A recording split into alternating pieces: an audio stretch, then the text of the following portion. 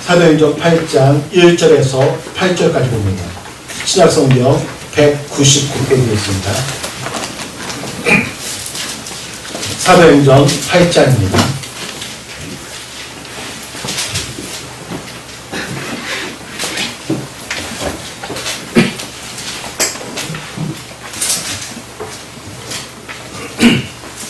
(1절부터) 8절 제가 먼저 읽겠습니다. 사울은 그가 죽임당함을 마땅히 여기더라. 그날에 예루살렘에 있는 교회에 큰 박해가 있어 사도 외에는 다 유대와 사마리아 모든 땅으로 흩어지니라. 영원한 사울이 스데반을 장사하고 유다에 크게 되더라. 사울이 교회를 잡멸하이세 각 집에 들어가 남녀를 끌어다가 옥에 넘기니라. 그 흩어진 사람들이 돌며 다니며 복음의 말씀을 전할세. 빌립이 사마리아 성에 내려가 그리스도를 백성에게 전파하니 우리가 빌립의 말도 듣고 행하는 표적도 보고 황망하고 교만한 말을 하더라. 많은 사람에게 붙었던 더러운 귀신들이 크게 소리를 지르며 나가고 또 많은 중풍병자와 못 걷는 사람이 나으니 그 성에 큰 기쁨이 있더라. 아멘. 예, 우리 좌우에 계신 분, 앞뒤에 계신 분들과 예, 우리 입으로 인사를 아니라 손으로 사랑합니다 인사하겠습니다. 예, 우리 손으로 인사를 하겠습니다. 예. 예.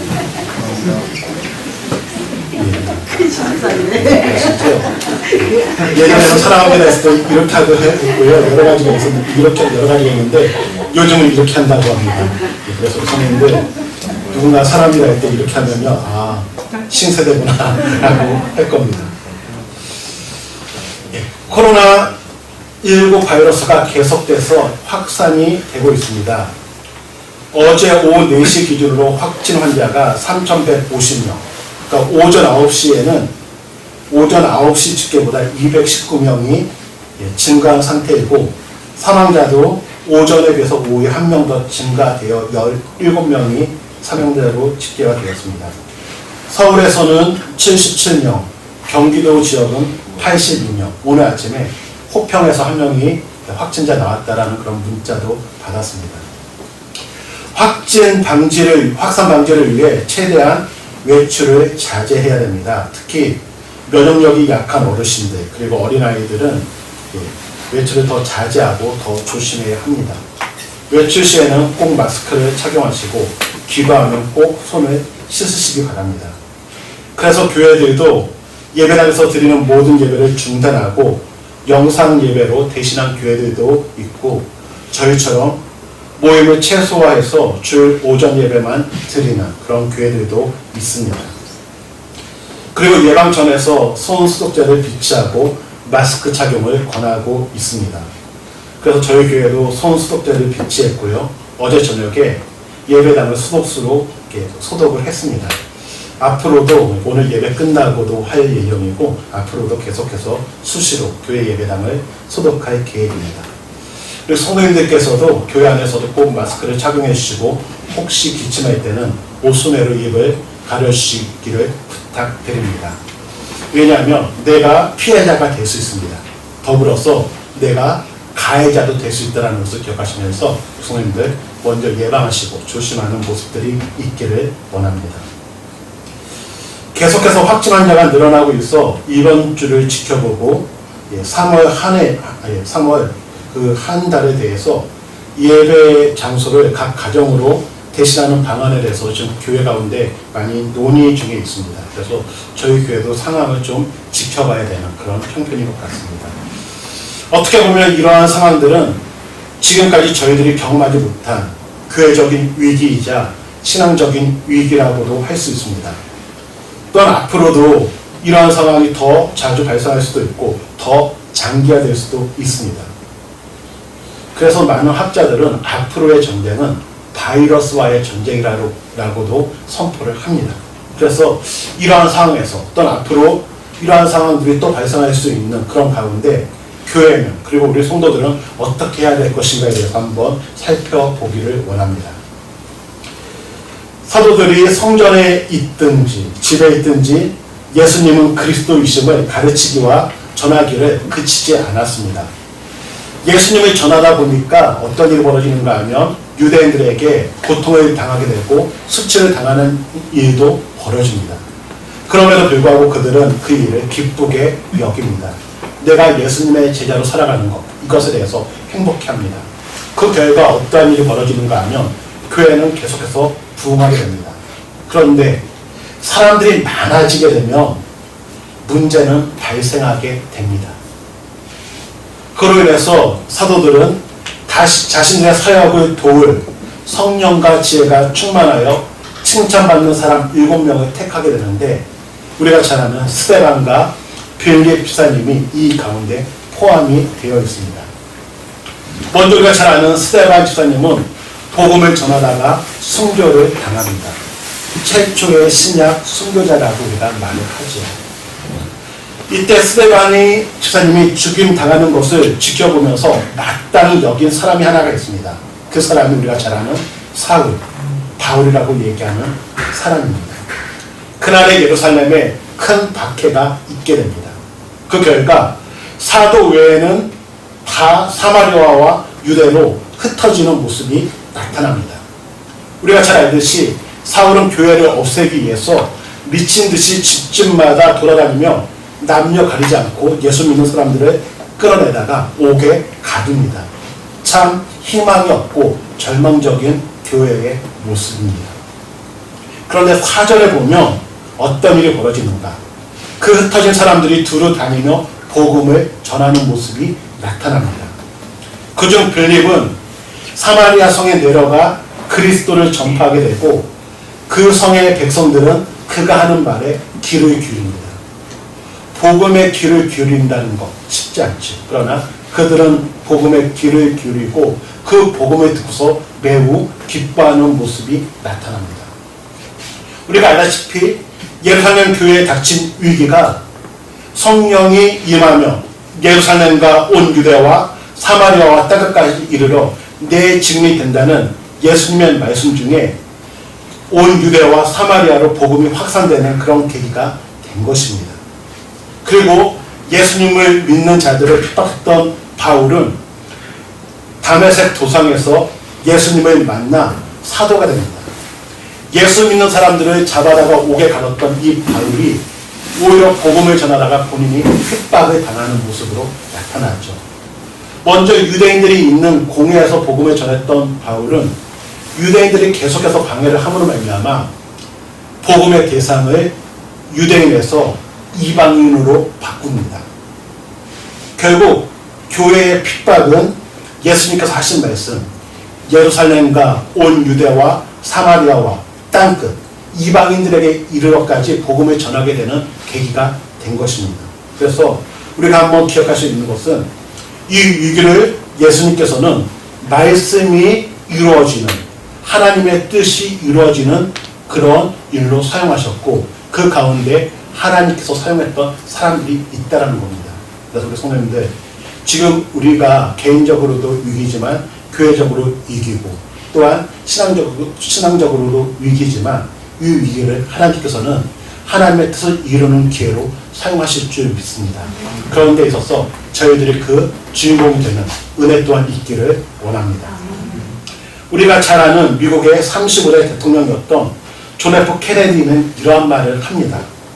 위기 속에서 위험을 경계해야 하지만 기회가 있음도 명심해야 합니다. 위기를 위험한 시기로도 볼 수 있지만 위기를 위험과 기회로도 볼 수 있습니다.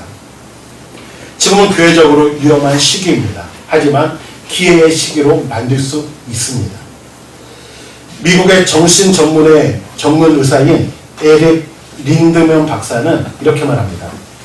위기를 당했던 사람들을 대상으로 연구를 했다.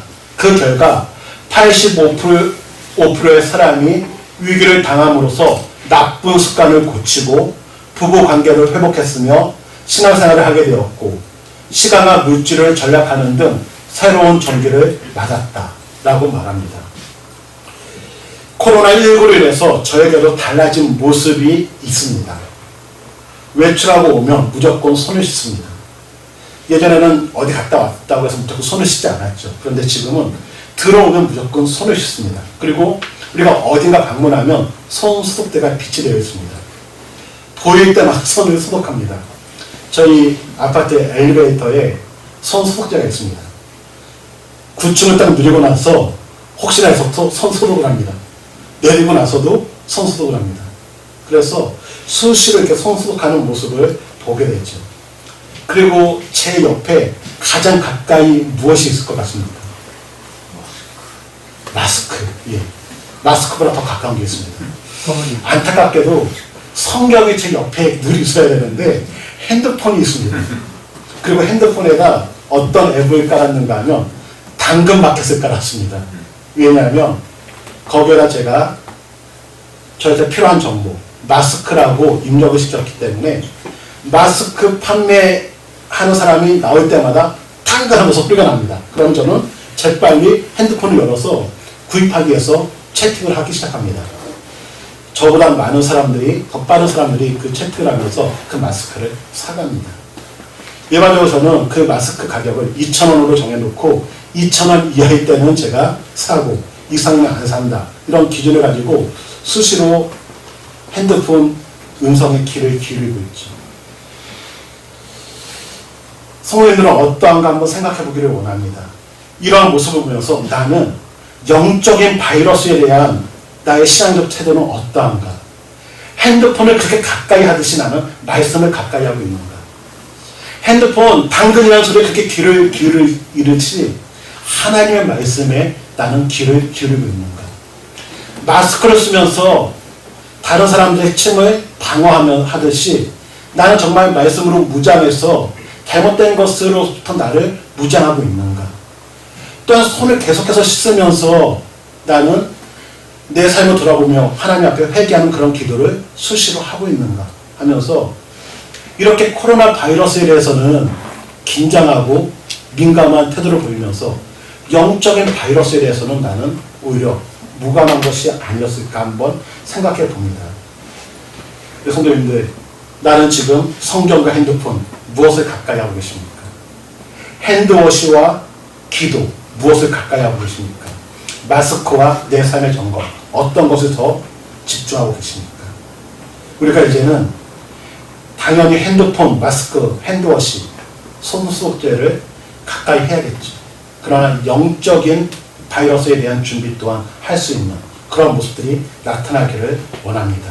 그래서 이러한 시간을 통해 우리의 신앙도 영적 코로나에 감염되지 않도록 미리 예방하는 모습들이 있기를 주님의 이름으로 소망합니다. 어렸을 때 가정예배를 드렸던 기억이 납니다. 이러한 사태를 보면서 많은 교회들이 영상으로 예배를 드리고 있습니다. 고민해봤습니다. 우리도 나중에 영상으로 예배드리는 게 필요할까? 저는 개인적으로 영상 예배를 저희가 해야 된다면 오히려 그것보다는 가정 예배를 더 강조하는 것이 좋을 것 같다라는 생각을 한번 해보게 됩니다. 왜냐하면 우리 어르신들은 아직까지 영상 예배가 익숙하지 못하고 또한 그 혜택을 받기가 쉽지 않습니다. 인터넷이 되어야 되고 또한 컴퓨터나 핸드폰을 통해서 접해야 되기 때문에 오히려 가정 예배 쪽이 더 맞지 않을까라는 생각을 한번 해보게 됐죠. 어렸을 때 가정 예배를 드렸던 기억이 있는데 저희 어머님도 계시지만 그때 교회 주보에는 매주 요절이 적혀 있습니다. 그 요절이 바뀝니다. 그러면 저희 어머님은 그 요절을 외우게 만듭니다. 그 요절을 외워야지 가정 예배가 끝납니다. 그렇다면 가정 예배를 빨리 끝내야 되면 어떻게 될까요? 요절을 외울 수밖에 없죠. 그래서 어렸을 때 가정 예배를 드리면서 요절을 외웠던 기억이 있습니다. 신학교에 들어가서 매주 요절을 5개씩 외웁니다. 그리고 시험을 봅니다. 졸업할 때는 4년 동안 외운 요절을 가지고 시험을 봅니다. 쪽시 시험을 보는데 가로넣기를 다 하는 거죠. 근데 어렸을 때 외웠던 요절은 지금도 기억이 나는데 그때 신학교 다니면서 외웠던 요절은 아직 어떻게 보면 그 기억이 덜 납니다. 그래서 어렸을 때부터 이렇게 말씀 교육을 시키는 게 중요하구나라는 생각을 해보게 되죠. 그러면서 그 당시에는 많은 교회들이 가정예배를 드렸는데 지금은 어떠한가? 가정예배를 드리는 가정을 찾는 것이 쉽지 않습니다. 목회자인 저희 가정도 가정예배를 몇 번 시도를 해보고 또 아이들을 데리고 성경 공부도 해봤지만 어느새 중단되어 있는 모습을 발견하게 됩니다. 또한 가정예배뿐 아니라 주중에 있는 예배나 기도의 참여도 쉽지가 않죠. 우리 성인들도 예전에는 내가 금요일에 때 그렇게 뜨겁게 기도했는데 또 내가 이렇게 수요예배 때 참 많은 예배를 드렸는데 그러나 지금은 주일 예배 한 번 드리고서도 만족하는 주일 한 번 예배조차도 힘들어하는 모습이 아닌가 한번 생각해 봅니다. 그래서 저는 이번 위기를 개인적으로 경건의 훈련을 시작하는 기회로 만드는 우리 성도님들이 되기를 원합니다. 시간에 따라서 교회 오기가 어렵죠. 그럴 경우 가정이 나의 교회가 될 수가 있고 예배 드리는 장소가 될 수 있는 겁니다. 그래서 이번 주정에 말씀을 읽는 시간을 한번 만들어 보기를 원합니다. 큐티가 가능하신 분들은 큐티를 해보는 것도 좋습니다. 그런 것이 어려우신 분들은 극동방송이나 CTS, 유튜브를 통해서 방송을 들어도 좋습니다. 그래서 이 장소뿐 아니라 각자의 가정이 하나님의 말씀을 가까이 하는 장소, 그러한 훈련의 장소로 만들어 보면 좋지 않을까 생각해 봅니다. 단, 성경 공부는 피하시기 바랍니다. 대체로 성경 공부의 유혹은 요즘 문제가 되고 있는 신천지가 많습니다. 혹시 지금 교회에서 성경 공부를 하는 분이 계시다면 저에게 말씀해 주시기 바랍니다. 왜냐하면 신천지 교육은 비밀리에 이루어집니다. 그리고 신천지 교육을 할 때 그분들이 꼭 하는 당부하는 말이 뭐냐면 이야기하지 마라, 알리지 말아라는 겁니다. 최소한 3개월 동안은 말하지 말라고 얘기합니다. 그래서 혹시 그러한 유혹을 받고 3개월 동안 알리지 말라고 해서 왜냐하면 그 공부 못하게 목사님이 방해할 거야 이런 식의 유혹을 받는 분이 계시다면 저에게 알려주시는 것이 더 좋습니다. 우리 선생님들 성경 공부는 다른 데서는 안 하는 모습이 있기를 원합니다. 이번 기회를 기도의 시간을 한번 만들어 보기를 원합니다. 저는 어떻게 기도해야 될지 몰라요 하시는 분, 기도의 모범이 있죠. 우리가 예배 때 한 달에 2번씩 하는 주기도문, 우리 주님께서 가르쳐 주신 기도의 모범입니다. 그래서 나는 기도할 줄 몰라요 하시는 분은 수시로 주기도문을 읽으시기 바랍니다. 우리 어르신들도 가능하죠. 주기도문을 계속해서 반복하시기 바랍니다. 가장 멋진 기도의 모범입니다.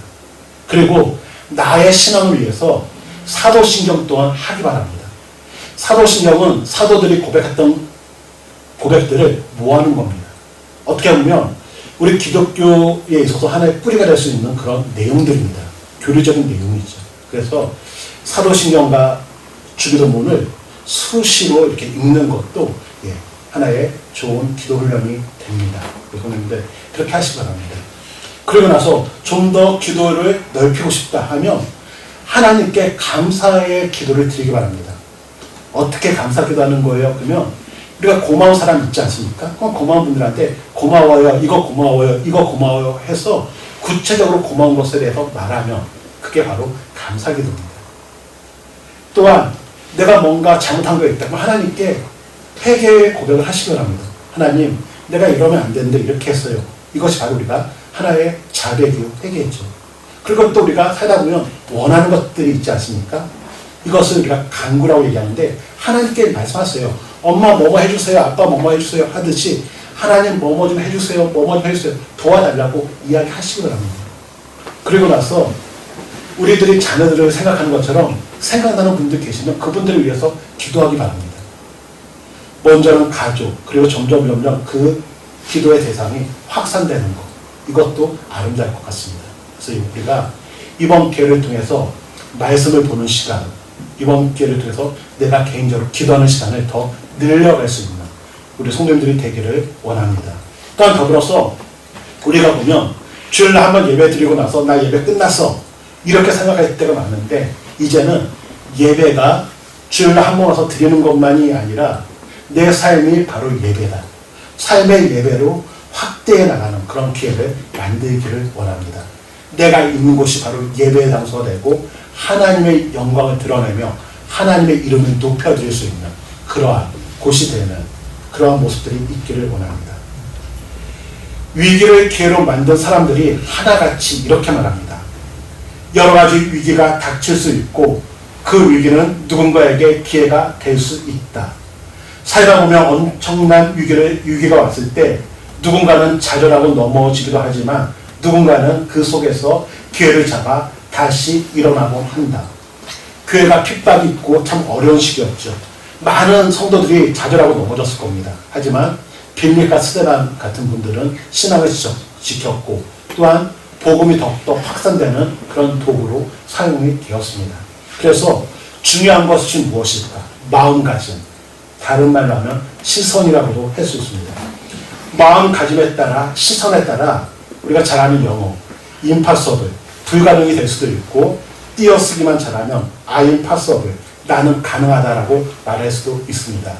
우리 성도님들은 나는 불가능해 impossible을 말하는 것이 아니라 I am possible 나는 할 수 있어. 왜냐하면 내게 능력 주시는 하나님이 계시기 때문에 하나님의 시선을 보면서 우리가 이러한 고백을 하기를 원합니다. 가나안 땅을 보고 온 10명의 정탐꾼은 불가능을 얘기했죠. 우리는 불가능해. 하지만 하나님을 바라본 여호수아와 갈렙은 우리는 할 수 있어를 외쳤습니다. 그리고 그들은 자신들이 외친 그대로 10명의 정탐꾼은 가나안 땅에 들어가지 못하지만 여호수아와 갈렙은 가나안 땅에 들어가서 땅을 분배받는 그 모습으로 그의 인생들이 나눠집니다. 그래서 우리 성도님들 나는 할 수 있어. 하나님이 계시기 때문에 외칠 수 있기를 원합니다.